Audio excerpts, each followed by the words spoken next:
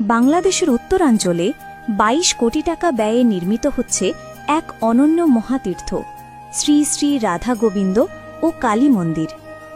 এখানেই দাঁড়িয়ে আছে ৩০ ফুট উঁচু আদি যোগী শিব মূর্তি, যা শুধু বাংলাদেশের প্রথম নয়, বরং বিশ্বের দ্বিতীয় বৃহত্তম আদি যোগী শিব বিগ্রহ। এর পাশাপাশি নির্মাণ করা হচ্ছে বিশ্বের উচ্চতম শ্রীকৃষ্ণ মূর্তি এবং মোট ১৪৪টি দেবদেবীর প্রতিমা, যা এক নজরেই দর্শনার্থীদের হৃদয় স্পর্শ করবে বলে ধারণা করা যাচ্ছে।